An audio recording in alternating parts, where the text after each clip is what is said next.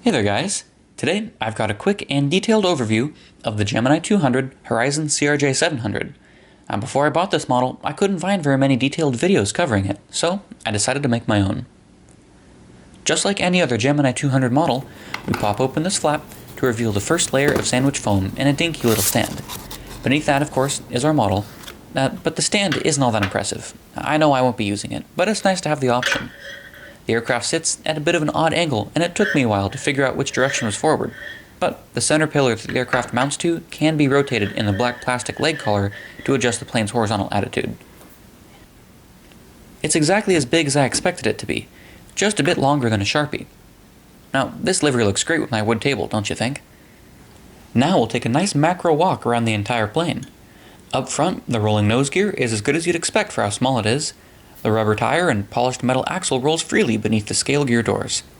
Working our way back, we've got two Vhf antennae, along with a minor red scuff above the O in Horizon. Now, I didn't notice this imperfection until I reviewed the magnified footage. On top and bottom, we've got two translucent plastic jewels for beacon lights. The decal printing along the side of the plane is rather incredible, and that detail follows us into the wing. Now, unfortunately, the camera magnifies minor imperfections, leaving the underside of the plane looking less than remarkable, but in person, I'm very impressed with the detail of these wheels. The polished metal pops in real life, yet doesn't stand out in a bad way. Engine number 1 has a random smudge and an eyelash stuck to it, which didn't come off my pre-video microfiber cloth wipe down, but somehow disappeared after I checked it in the footage. And again, with the brushed metal, the intake and fan blade look stellar. Working our way to the other side, we again have camera-accentuated minor imperfections you don't notice in person. The stripe on the cowling doesn't line up perfectly, which is completely forgivable, and the emblem on the winglet appears smeared.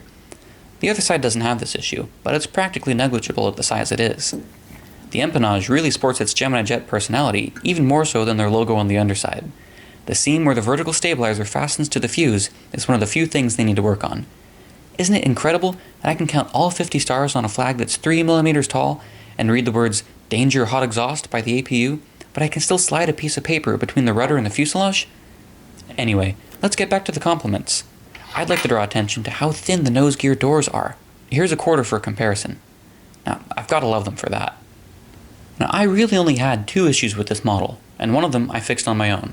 Firstly, it appears that there is a mishap with the decal for the wiper blades.